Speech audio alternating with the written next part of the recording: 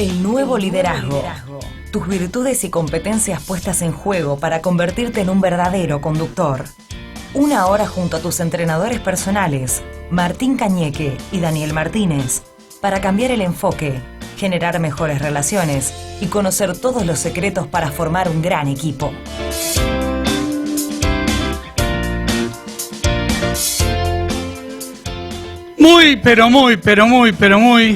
Muy buenos días a todos. Realmente feliz de estar acá de vuelta con el programa, en el estudio. Hacía un año que no estábamos en estudio. Es increíble cómo uno extraña nada, ni hablar la gente, a Mariano, a todo el equipo, pero también uno extraña, no sé, estar acá, el video, las paredes, no sé, uno extraña hasta el micrófono.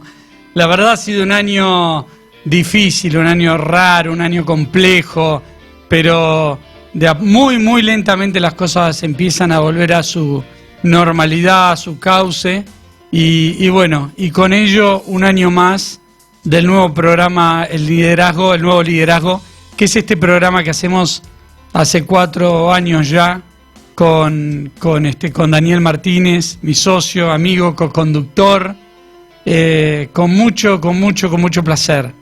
Con mucho placer. Hoy tenemos un programa especial. Vamos a recordar un poco lo que hemos hecho antes de empezar este 4.º año, esos 3 años anteriores, tanta gente que pasó por el programa, tanta gente que nos enseñó, que nos ilustró, que nos motivó, tantos líderes que han pasado por este programa estos 3 años, como les cuento. Agradecer, primero que nada, como nos gusta siempre hacer a nosotros, agradecerles mucho, sobre todo a ustedes, una audiencia que nos sigue, nos escucha, nos hace preguntas durante el programa, aporta.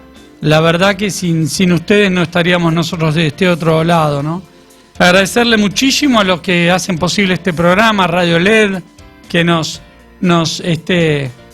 acompaña hace 3 años ya, a NM Miami. Es un lujo poder producir este programa no solo en la Argentina, sino que también salga en un país como Estados Unidos. La verdad que muchísimo agradecimiento a las 2 radios.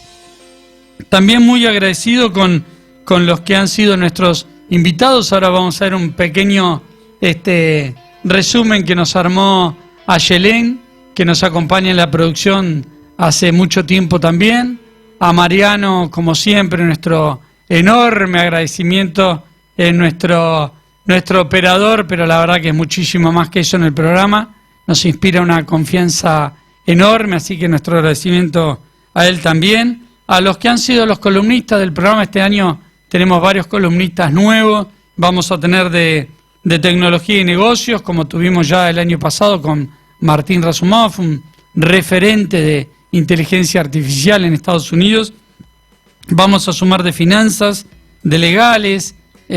Vamos a hacer varias cosas nuevas este año porque hay que renovarse, así que vamos a estar haciendo un montón de innovaciones en el programa que ya les vamos a ir contando. Seguramente vamos a hacer exteriores también por primera vez en nuestra historia, llevándoles a ustedes casos de empresas número 1 de la Argentina y de otros países de Latinoamérica y de Estados Unidos, contándoles sus propias experiencias de crecimiento y de liderazgo, ¿no?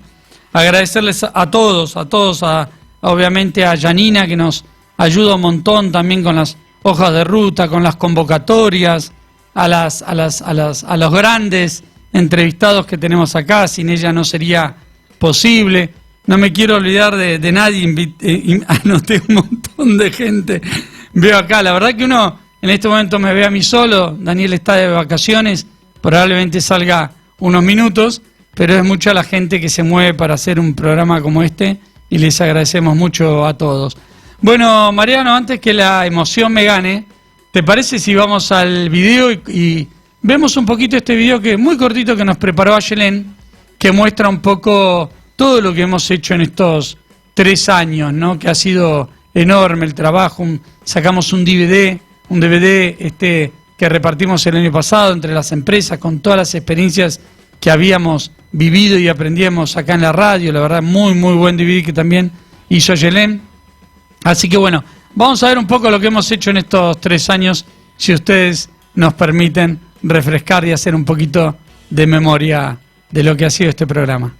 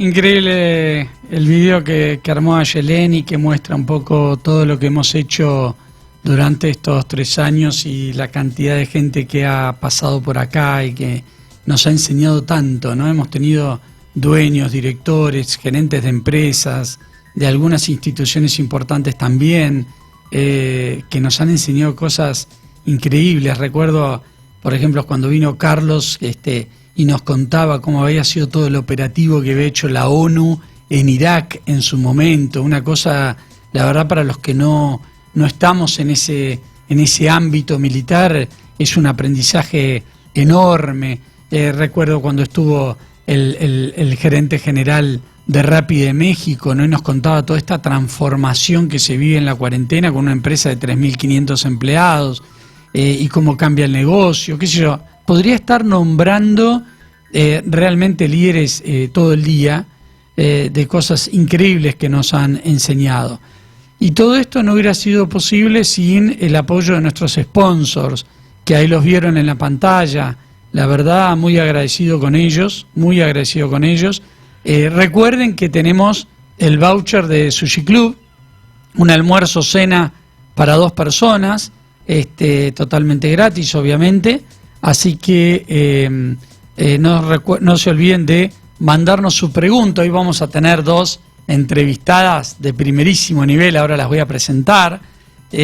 Vamos a estar hablando sobre cómo empezaron las clases, tanto en Estados Unidos como en Argentina, y cómo se preparan también los que todavía no comenzaron. Nuestro teléfono es 5031 3043. Acuérdense de mandarnos una pregunta para alguna de las 2 entrevistadas, y la mejor pregunta del día, como hacemos siempre, se va a llevar este voucher de Sushi Club para 2 personas. ¿Estamos listos, Mariano? Bien, vamos entonces a nuestra primera tanda publicitaria mientras terminamos de ultimar los detalles para dar la bienvenida a estas 2 entrevistadas que tenemos. Una de acá de Argentina, una que está en Estados Unidos. Vamos a estar hablando sobre cómo están empezando las clases en ambos países, y vamos a estar aprendiendo desde el liderazgo, que es lo que hacemos siempre nosotros, en un ámbito que para los que somos empresarios nos escapa, ¿no? Que es la educación, totalmente diferente para nosotros, pero sobre el que podemos aprender muchísimo, ¿no? Sobre cómo lo han planificado, cómo lo han organizado, todas las negociaciones internas que se tuvieron que llevar adelante para poder abrir las escuelas y en la forma en las que se están abriendo.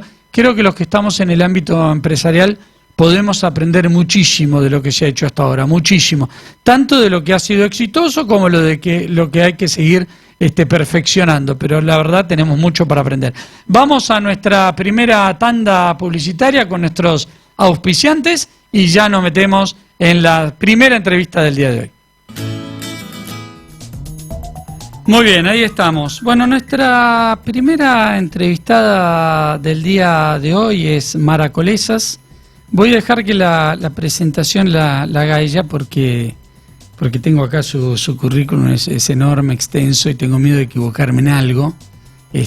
Así que voy a dejar que se presente ella. A Mara la conozco hace ya muchos años, hicimos la primaria juntos. Ella está hoy viviendo ahí en Berkeley. Ha trabajado mucho con todo este tema de la apertura de las escuelas en esta agrupación que se llama Open School. Lo que más me interesaría es que Mara nos contara un poco cómo ha sido toda la apertura de las escuelas allá y cómo está siendo, en verdad, la apertura de las escuelas allá. Y después vamos a hacer un contraste con Hilda Cañeque. Hilda Cañeque ya ha estado varias veces en nuestro programa, es una especialista de educación acá en la Argentina de hace muchísimos años. Acaba de publicar un libro el año pasado muy vendido que tiene que ver con el nivel inicial y también los maestros y cómo educar en la Argentina. Un muy buen libro que se llama Juego y Vida, un libro que fue reeditado, la verdad. Así que muy bueno. Y ahí con ella vamos a estar viendo un poco los contrastes entre una y otra parte del mundo, ¿sí? Y vamos a tratar de sacar algunas cosas en común también y algunos, como les decía, aprendizajes. Más allá de eso, vamos al final a ver un poco entre los tres cómo se perfila la educación de ahora en más y qué cambios ha dejado esto en la educación de ambos países y creo yo del mundo, ¿no? Hay un cambio muy importante de paradigma, muy importante de paradigma. Lo veo yo en los chicos míos, cómo están estudiando y son chicos ya que critican la escuela, ¿no? Ahora le voy a preguntar a Mara, pero yo me acuerdo cuando nosotros estábamos en la primaria, ni se nos ocurría criticar a los maestros, a la escuela, a la forma de educación.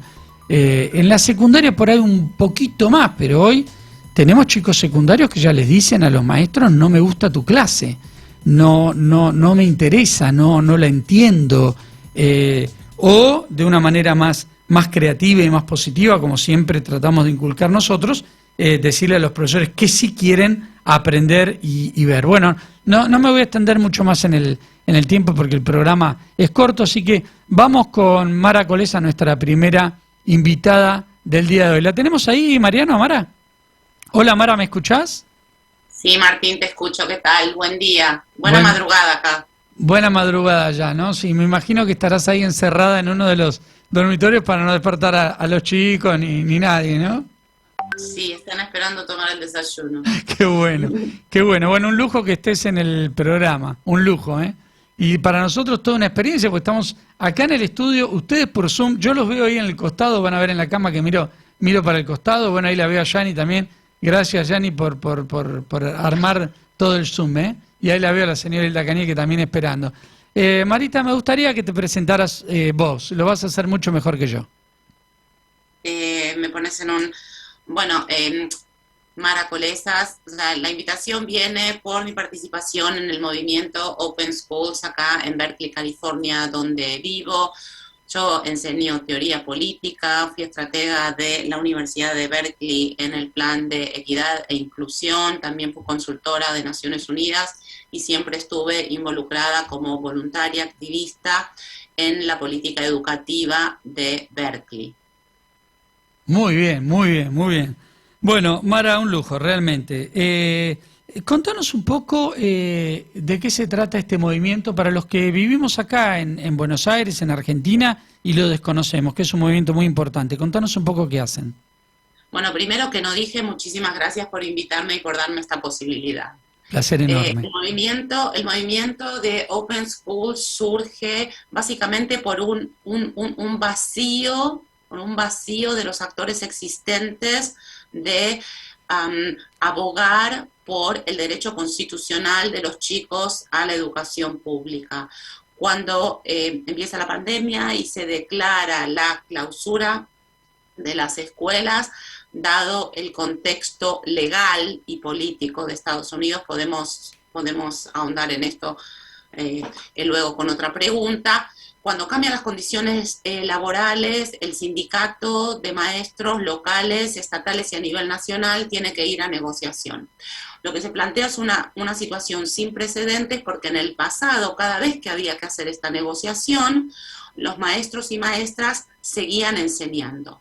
Acá, hasta que no se destraba con un acuerdo, no pueden volver a las aulas. Y como la situación compleja, política, es tan difícil de destrabar, y no nos olvidemos que pasamos de la administración Trump también a la administración Biden con las características particulares, queda un vacío y los chicos y chicas no están representados por nadie, ¿no? No los representa el school board, no los representa la ciudad, no los representa el sindicato que tiene en mente a los maestros y maestras, y acá es donde surge este movimiento de apertura de las escuelas para darle voz a los chicos, cuando la ciencia muestra, ya desde julio-agosto, que los chicos no son los mayores transmisores de COVID, todo lo contrario, y que hay protocolos de salud y medidas de mitigación que permiten una apertura segura. Con segura quiero decir de bajo riesgo, porque salir en bicicleta también tiene riesgo, no es seguro. Buenísimo, me quedé con eso que dijiste, el vacío de los actores existentes, ¿no? Lo podríamos aplicar a tantas cosas que están pasando. Mara, hagamos un poquito de historia, basándome en eso que vos contabas recién. ¿Qué efecto tuvo en los chicos? Después le voy a preguntar lo mismo a Hilda. ¿Qué efecto tuvo en los chicos que las escuelas estuvieran cerradas, que no se pudieran encontrar con sus compañeros, que no pudieran interactuar, que estuvieran encerrados? En Estados Unidos entiendo que fueron algunos meses, acá fue un año que ha pasado ya. ¿Cómo fue? ¿Qué sabes vos sobre los efectos positivos o negativos que ha tenido esto en los chicos? Seguramente más negativos que positivos. Bueno, en Berkeley, la semana que viene hacemos una marcha, porque va a ser un año de la clausura de las escuelas, si bien los acuerdos entre los diferentes actores del distrito se están moviendo. Hicimos un gran trabajo político y de advocacy, que se dice. Los efectos, quiero decir que cuando hablamos de los efectos en los chicos y chicas, chiques, ¿no? Hay que aclarar que los chicos fueron creados iguales, pero no todos tienen los mismos efectos ni las mismas posibilidades. Claro. Esto está segmentado por posibilidades económicas, que acá en Estados Unidos se coincide en gran medida con cuestiones que se denominan acá raciales, ¿no? Las escuelas privadas abren en un momento, entonces aquellos que ya iban a escuela privada pueden acceder a la educación. Yo estoy hablando de educación pública. Otros se están pasando a la educación privada, y están quienes quedan en la escuela pública, pero quienes quedan en la escuela pública también tienen posibilidades diferenciales.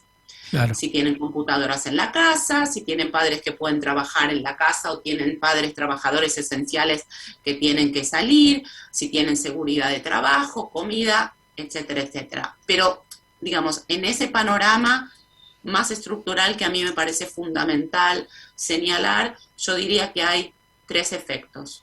Uno es la pérdida del conocimiento, porque evidentemente el aprendizaje a distancia no es lo mismo que el aprendizaje en persona. Y esto golpea de peor manera a chicos que tienen dificultades de conectividad o ciertas particularidades de aprendizaje.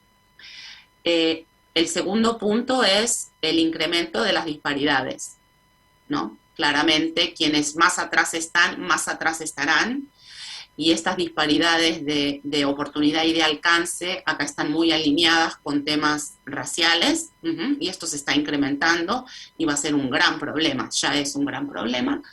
Y el tercer impacto fundamental, y ya no tan invisible, es el impacto psicológico en los chicos. Problemas de aislamiento, de falta de crecimiento, regresión, lo que se llama acá ideación de suicidio, desmotivación, ansiedad, depresión. Yo venía siguiendo el tema en Argentina. En Argentina, si mal no recuerdo, había ya artículos sobre el impacto psicológico en los chicos en junio, julio.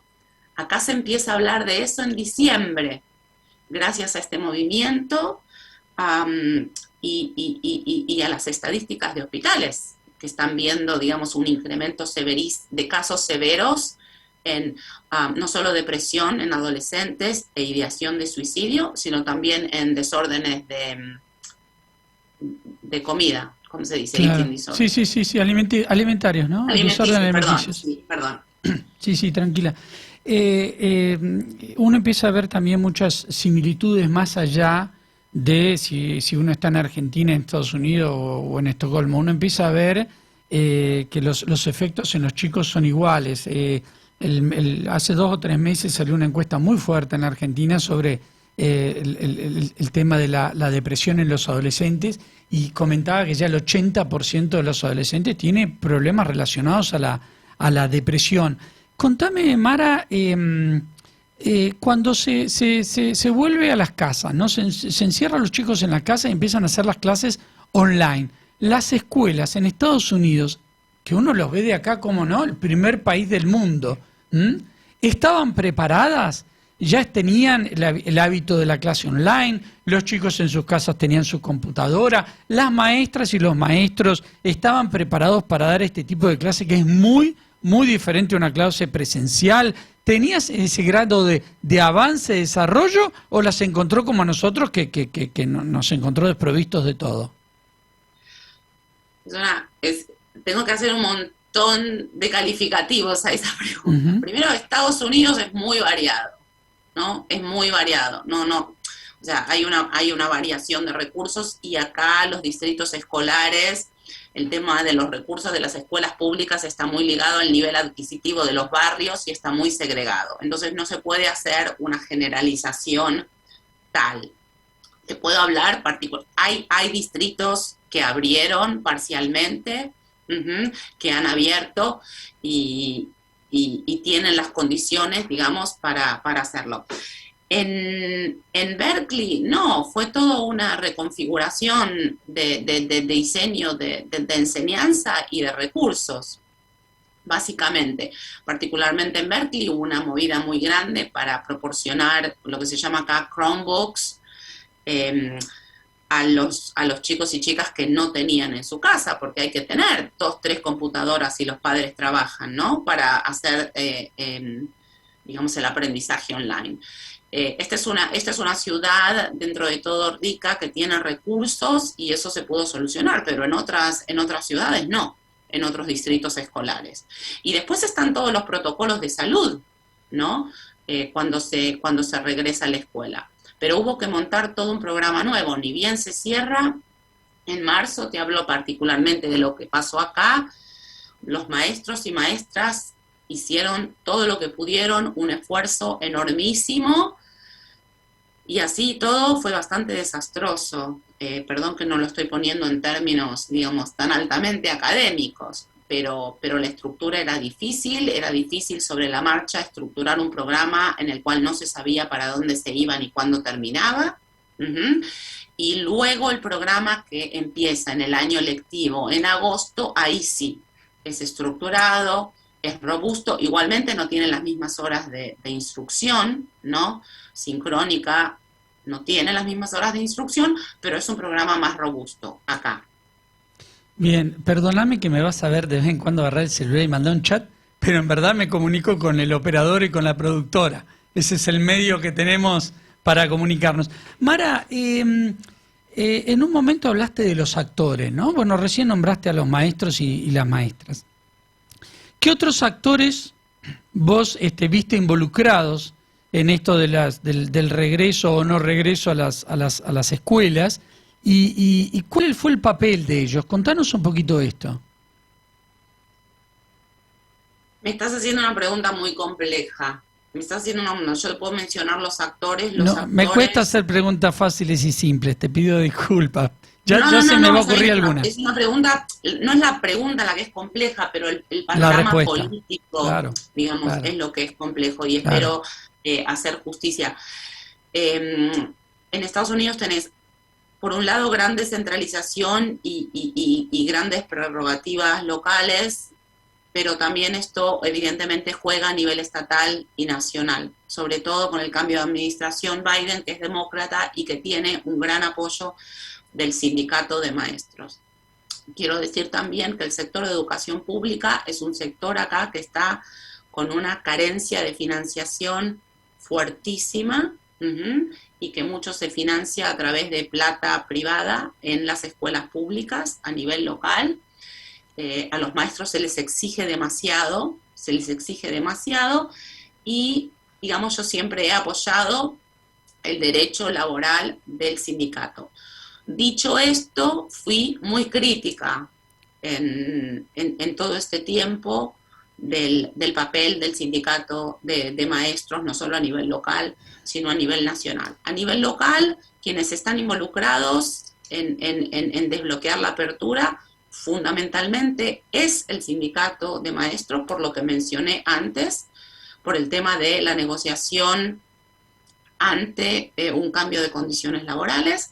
Está el distrito escolar, está la ciudad, esos son los actores políticos que pueden destrabar. La ciudad, en el caso de Berkeley, tiene una funcionaria de salud que determina, digamos, las directrices de salud para reabrir o no reabrir, que luego están alineadas con el condado, el county de Alameda, y luego están alineadas con, digamos, con California y el Departamento de Salud de California. Y también hay órganos establecidos de advocacy de padres y maestros que deberían haber representado, digamos, el derecho constitucional, porque está establecido en la Constitución de California, de los chicos, y no lo hacen. Esos son los actores fundamentales. El sindicato y el distrito van a negociación, tienen que acordar las condiciones de trabajo, y destrabar la apertura. Están negociando en este momento, ahora, mientras yo hablo, están negociando.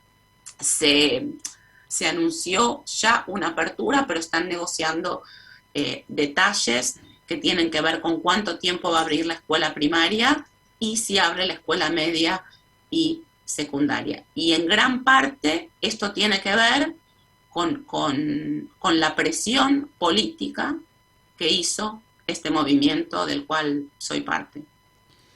Qué bueno, Mara, qué bueno. La verdad que uno ve muchas similitudes con lo que sucede acá y sucederá en muchos otros países del mundo también. ¿La política crees que sirvió, que sumó a resolver el problema, o crees que en estos casos, ya me comentaste al principio que los chicos fueron como dejados de lado, ¿no? ¿Crees que sirvió o crees que fue un obstáculo para que volvieran las clases, para que los chicos estuvieran bien, para que los chicos recibieran lo que necesitan? Mira, yo ahí haría una diferencia conceptual. Yo te puedo decir politiquería de una parte, ¿no? Y te puedo hablar de la política con mayúscula. Yo creo que la politiquería, en términos de intereses legalísticos y procedimentales, lo que hicieron en este caso de manera muy fuerte y muy triste, te diría, fue eclipsar lo más importante, que es el bien común y la educación pública como bien común para todos, sobre todo con los efectos devastadores que tuvieron para los sectores más desfavorecidos. Nosotros nos involucramos en política con P mayúscula, te diría, y entiendo, digamos, la política con P mayúscula como el tema de dar voz a quienes no la tienen y actuar de manera conjunta con las P's, que yo digo, ¿no? Con una prioridad clara, con participación de todos, haciendo partnerships.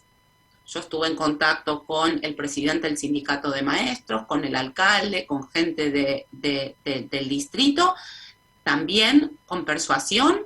Hubo mucha división, hay mucha división a nivel societal acá, porque mucha gente en Berkeley, que es una ciudad muy progresista, interpretó la crítica a la posición del sindicato como una oposición absoluta al derecho social de un sindicato de negociar, y eso no es así. Traer los matices y la complejidad a la política es muy difícil, pero yo creo que es necesario, y eso es lo que intentó hacer, digamos, este movimiento, si bien hay diferencias internas. Y la tercera, bueno, hay más protesta, ¿no? Participación en reuniones en Zoom y protestar, y persuasión.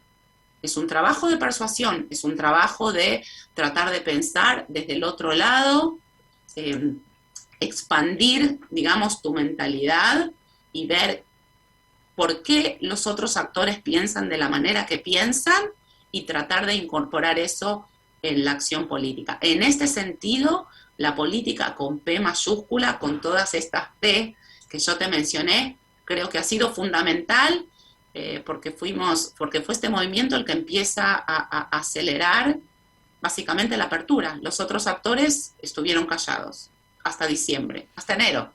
Qué buena la diferenciación que hiciste recién entre política, me lo anoté, y politiquería, ¿no? Qué sé yo, uno lo ha escuchado esto varias veces, lo sabe, lo entiende, pero en casos como estos de emergencia, de cambio de paradigma tan grande, donde está en juego los chicos, ¿no? No, nada más y nada menos, cómo se expone todo mucho más, ¿no? Esta diferencia enorme entre la política, como vos muy bien la definiste, y la politiquería, y cómo uno ve, esto acá lo hemos visto mucho, que en un momento se vuelven más importantes para ellos los intereses personales, partidarios, del momento, de cómo sacar algo más, que el interés, como vos dijiste hace un rato, ¿no? El interés general, el bien común, ¿no? Y ahí es donde la política se desvirtuó, ¿no?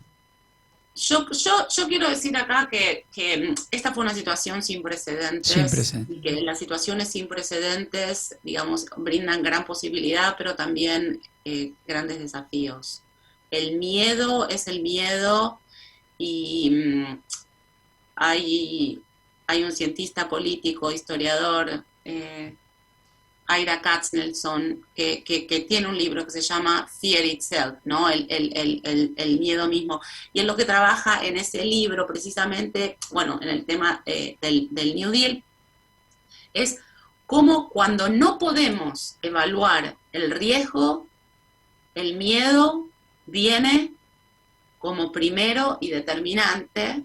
No estoy haciendo justicia, digamos, a la sofisticación de su argumento, ¿no?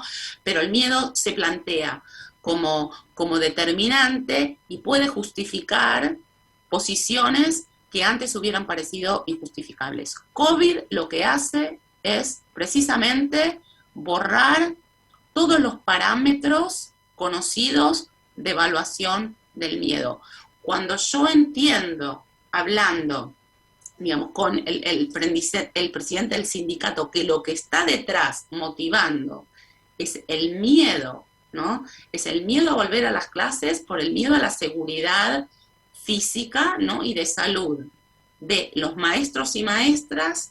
Ahí me brinda a mí como una entrada política, ¿no? Para empezar a activar. Entonces hay un pedido de vacunas, si bien hay toda una serie de cuestiones éticas, ¿no? Porque en situaciones sin precedentes yo me vi enfrentada a situaciones éticas a las cuales nunca me había enfrentado.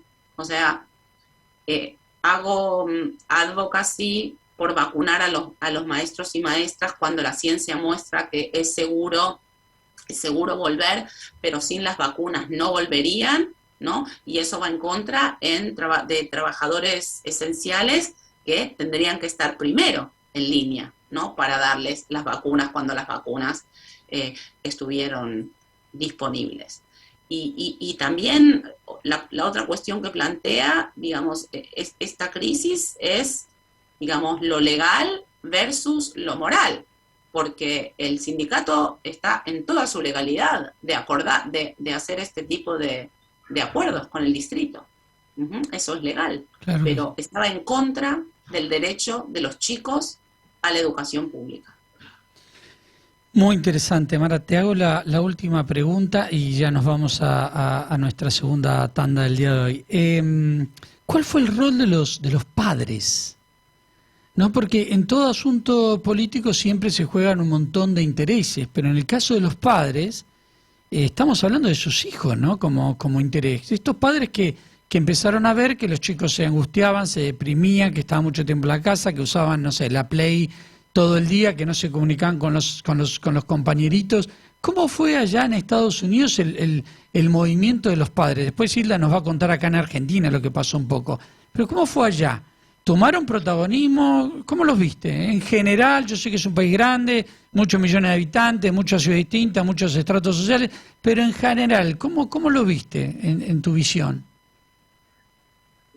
Ok, en general no, pero lo que quiero decir es que el movimiento Open School es un movimiento de padres y madres. Sí, sí. Es un movimiento de padres y madres, es un movimiento de padres y madres, dentro de todo informados, siguiendo la ciencia, viendo a sus hijos cómo evolucionan, pero también informados. Hubo mucha desinformación. Yo creo que hay una gran responsabilidad política de todos los actores a cargo de la información. Por eso mencioné el paso de administración. O sea, recordemos las características que tuvo la administración Trump en términos de el desprecio a la ciencia, las fake news, etcétera, etcétera.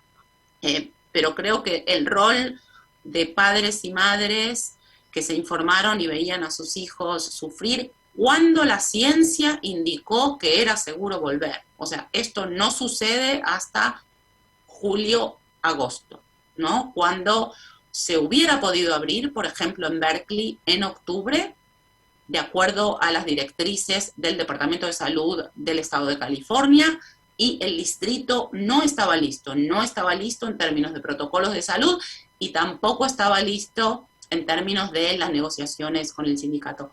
Los padres y madres tuvimos, quiero creer, un rol fundamental de presión, de reclamar la política, de rehacer la política nuestra, no como politiquería, como dije antes, sino expresando la voz, juntándonos en un marco completamente adverso, ¿no? Porque no se puede salir, y generar una voz colectiva y darle voz a nuestros hijos e hijas. Qué bueno, de alguna manera entonces los padres también vinieron a cubrir, creo yo, por lo que estás contando, un lugar que la politiquería, como vos la distinguiste, no cubrió, no satisfizo, no se ocupó, y los padres salieron ahí a complementar ese agujero. En Argentina pasó algo muy, muy similar. No sé si habrá pasado en todo el mundo, pero en Argentina pasó algo bastante similar. Estamos conversando con Mara Colesas, la verdad estamos aprendiendo un montón. Yo diría de educación, pero mucho más de política también, ¿no? Un placer tenerte en el programa, Mara. Nos vamos a nuestra segunda tanda publicitaria del día de hoy y cuando volvamos vamos a ver si hay algún tipo de contraste con lo que ha pasado en el lanzamiento o relanzamiento de las escuelas en la Argentina junto a Hilda Cañeque, y después vamos a hacer un cierre muy interesante con las dos. Nos vamos a nuestra segunda pausa del día de hoy. Yeah.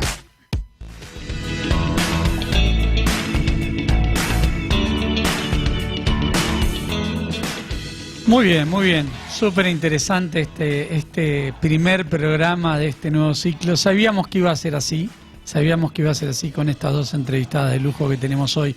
Bueno, la tenemos a Hilda Cañeque, ella ya ha estado varias veces en el programa, es consultora en educación, tiene más de 35 años dedicado a la docencia, investigación y entrenamiento de todo lo que tiene que ver con la educación, la creatividad, el liderazgo, son sus especialidades. Y ha publicado, como les contaba hace poco, este último libro, Juego y Vida, que está bien dedicado a la educación. Buen día, Hilda, un placer que estés acá en este reinicio de temporada. Qué bueno, placer para mí también. es una alegría estar ahí con ustedes. Bueno, y ahí la pudiste ver a Mara, ¿te acordás de Mara? Sí, cómo no me voy a ¿Cómo no acordar. te vas a acordar? Estuvimos charlando un buen rato Qué con bueno. Mara.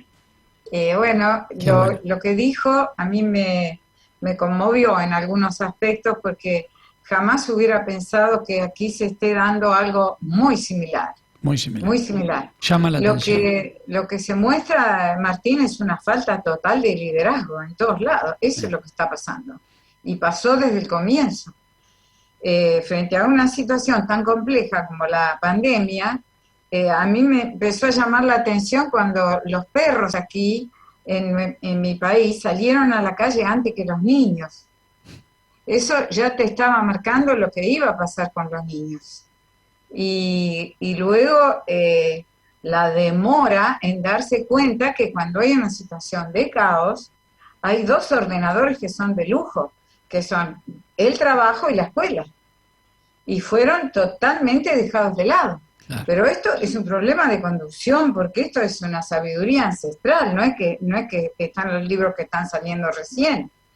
Esos dos ordenadores se los dejó en la última silla.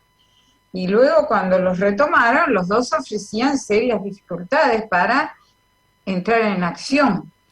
Y la otra cosa que dijo Mara, que también sucedió acá, por suerte, es que aparecieron nuevos actores sociales.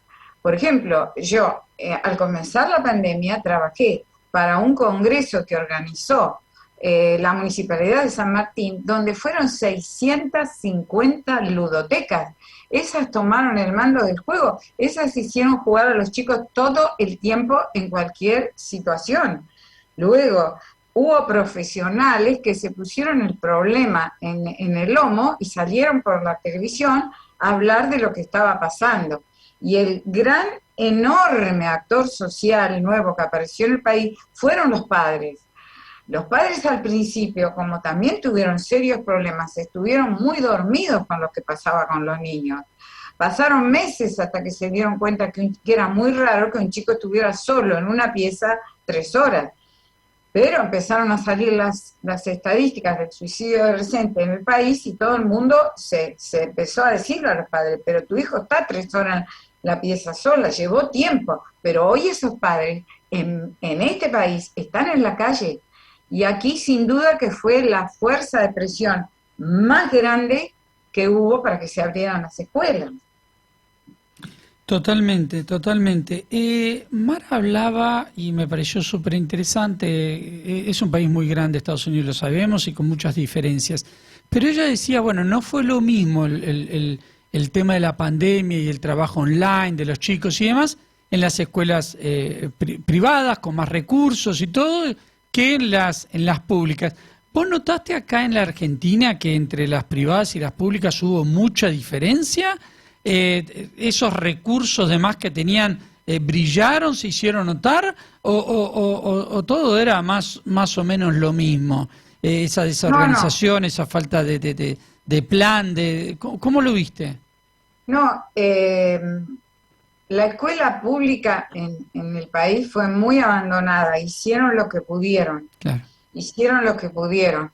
Hubo escuelas que, yo le decía a Mara antes de empezar el programa, hubo escuelas que abrieron sin puerta, con una epidemia de mosquitos y un calor de 35 grados, y bueno, igual abrieron.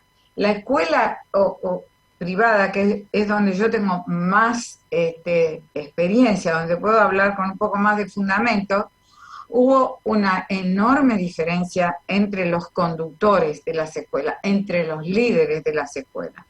Hubo líderes, por ejemplo, escuelas donde yo trabajo, que desde el comienzo empezaron a usar la tecnología para conectar a los chicos con otros países.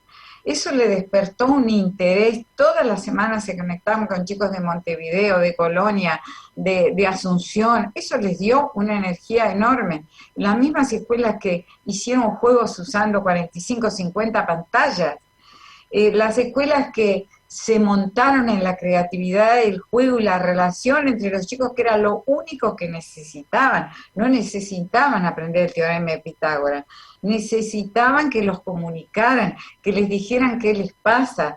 Fíjense que una escuela para que yo trabajo, abrieron la semana anterior preguntándole a los chicos, ¿qué querés que pase y qué no querés que pase? Y elegí 2 respuestas para contarles que me pareció importante.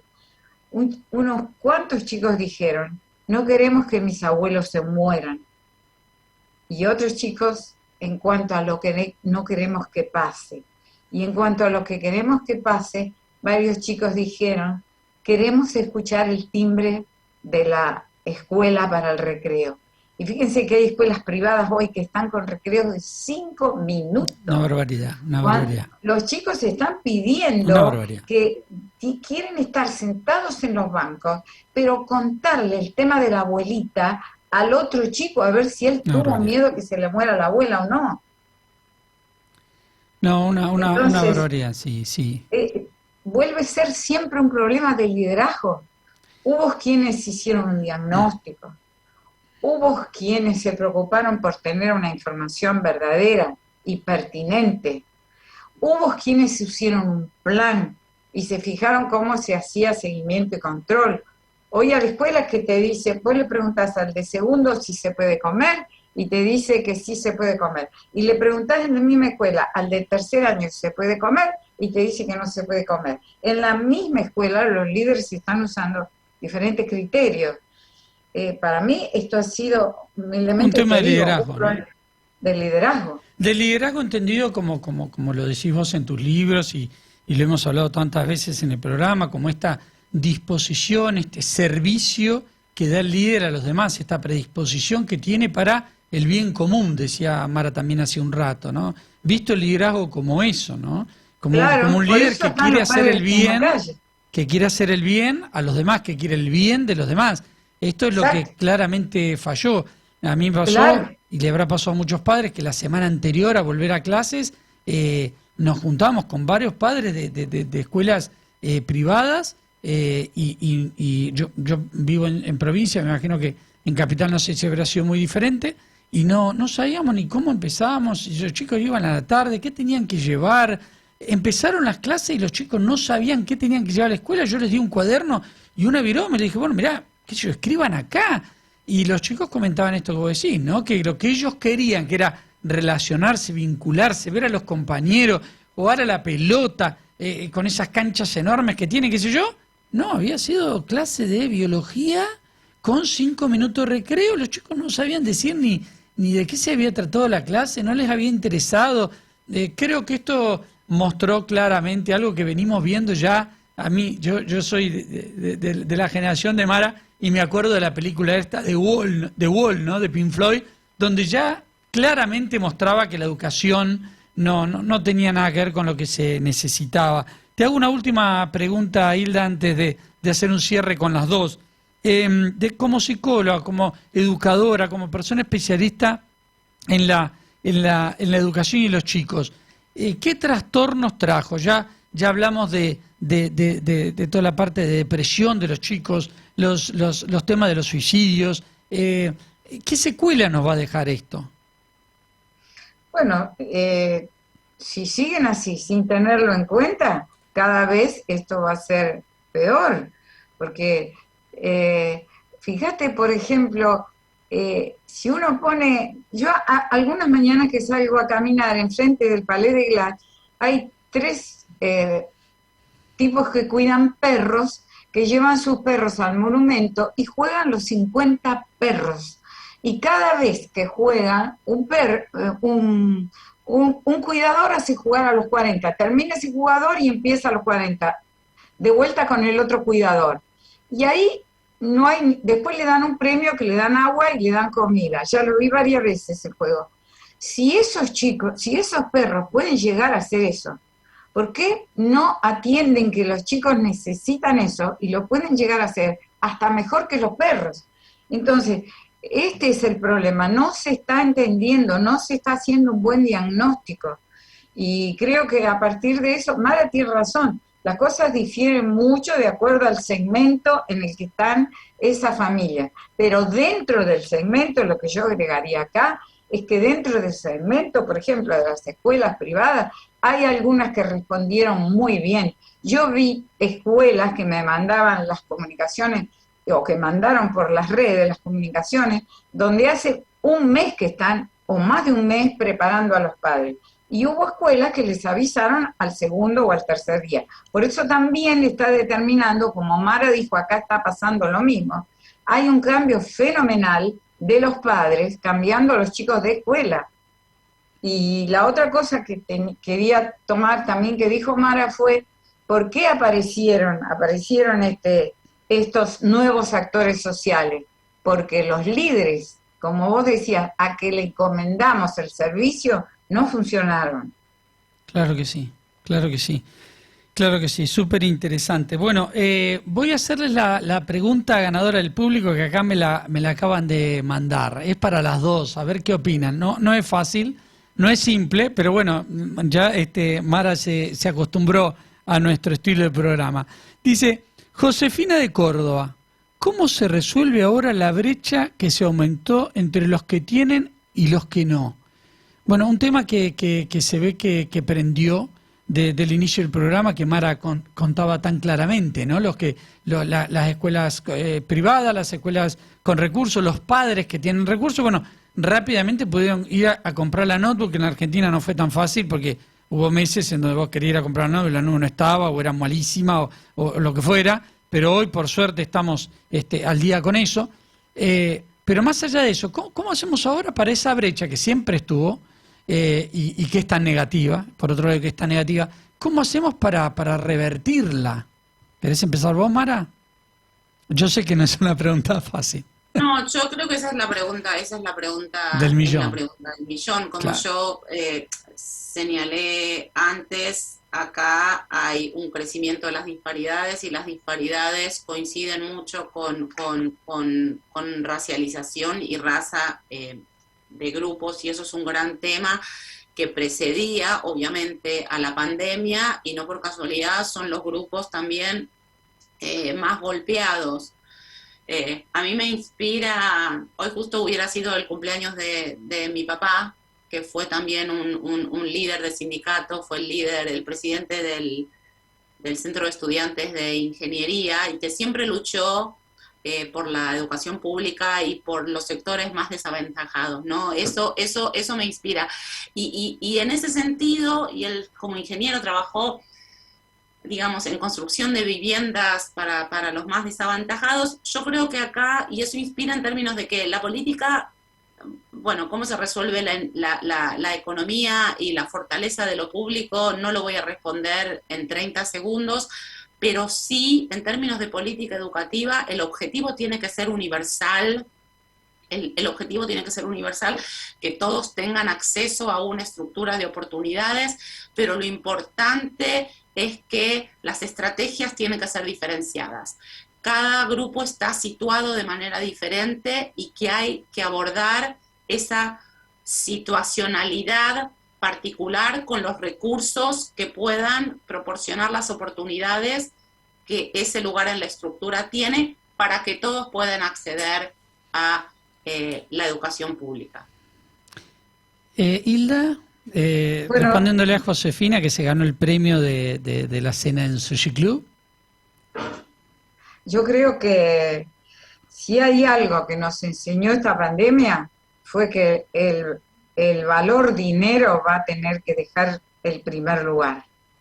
Esto es, creo que, la enseñanza número 1 que nos dejó esta pandemia. Porque lo que yo les contaba, las 650 ludotecas de San Martín brillaron para levantar el nivel de los chicos en medio de una pobreza enorme. Y hubo chicos de un nivel altísimo que estuvieron con el celular, con la computadora y con todos los jueguitos todo el día, y se atrasaron mucho más que estos chicos de la villa. Entonces, creo que ahora hay que tener en claro que para salir de esto, un poco hay que tener claro que el dinero no va primero va el compromiso, primero va la creatividad, primero va cómo se fomenta la inteligencia, segundo va cómo se fomenta la perseverancia por un mundo mejor, porque esta pandemia llegó para que seamos mejores también. y eso hay que recordarlo a menudo. Y los niños son los primeros actores. Bien. Me quedo con esto que decía Mara de un objetivo universal, ¿no? A nivel cambio estructural, enfocado en la educación, mezclado con o al mismo tiempo de la mano con estrategias diferenciadas, ¿no? Por esto que también vos decías, Hilda, no es lo mismo una escuela, no sé, privada que una escuela pública de la villa. Creo que para lograr esto se va a necesitar un liderazgo enorme claro, de quienes nos conducen, porque no veo otra posibilidad. Les pregunto a las dos, desde la visión de Estados Unidos y la visión de Argentina, ¿qué se tiene que dar para que ese liderazgo se vea? Para que ese liderazgo nos posibilite esto que dicen las dos, ¿no? ¿Qué se tiene que dar? ¿Qué circunstancias se tienen que dar para que esto salga a la luz y triunfe y se lleve a cabo? Más organizaciones como las que trabaja Mara, que cambien los líderes, que los no sé, nosotros los ciudadanos, los que bancamos todo esto de alguna manera, y los estados y demás, cambiemos nuestra forma de elegir a los líderes. ¿Qué creen ustedes que se tiene que dar para que el liderazgo sea el que necesitamos y cambie en función de esto que ustedes dicen? Yo lo que creo que hay que fomentar que todos cambien. Esto pasa por todos y que podamos tener bien claro lo que vos decías antes. Acá hay que ver si se hace el servicio por el otro o no. Esa es la clave de todo. Para no entrar en lo de la politiquería y la política. La política te eligieron para estar al servicio. Y hay que luchar para esto porque este es un problema globalizado. Están cambiando el orden de los valores. Qué fuerte lo que decís, sobre todo para nosotros los que somos argentinos, digamos, ¿no? Que estamos acostumbrados a mirar en el otro, criticar al otro, juzgar al otro, esperar que el otro haga. Es un cambio de paradigma enorme el decir, bueno, soy yo el que tengo que moverme, ¿no? Como contaba Mara con este movimiento tan importante. ¿Y vos, Mara, qué opinás? Yo creo que hay dos cosas. Una es nuevamente la política con P mayúscula. La política con P mayúscula creo que tiene, digamos, una función fundamental. Es expresar la voz, participar y elegir y ¿cómo se dice? Hacer responsables a los líderes, ¿no? Hold them accountable, se dice en inglés, que es lo que hemos estado haciendo. Muestren su liderazgo, muestren su liderazgo, muestren su liderazgo. Sin política con P capital, eso no va a pasar. Y la otra es tratar de fomentar, digamos, una situación en la que no hay demonización mutua y que se pueda llegar a una discusión conjunta que incluya complejidades y tensiones. Esta situación es compleja con un montón de tensiones y matices y no se resuelve con falsas oposiciones. Las oposiciones en Argentina son unas, no me voy a adentrar en eso, y acá son otras, entre sindicatos y padres privilegiados, demócratas republicanos, etcétera, etcétera. Yo reivindicaría la política y la participación. Y el líder o la líder que no responde, hay que votar correspondientemente. Es lo que estamos nosotros sosteniendo como discurso acá. Te agradezco mucho, Mara. Me gustaría mucho, se me acaba de ocurrir, que hiciéramos todo un programa un día que vos puedas sobre la política, nosotros de este lado sobre el liderazgo, ¿no? Y que hablemos un poco de qué nos pasó o qué hace falta que cambiemos nosotros, los ciudadanos, los que bancamos el Estado, los que pagamos los impuestos. O sea, muchas veces yo veo políticos que no funcionan, que no andan, o políticos que están diciendo, porque el Estado va... Y uno dice, pero el Estado, el Estado lo banco yo. O sea, si yo pago todo esto, bueno, ¿por qué no lideran bien, no?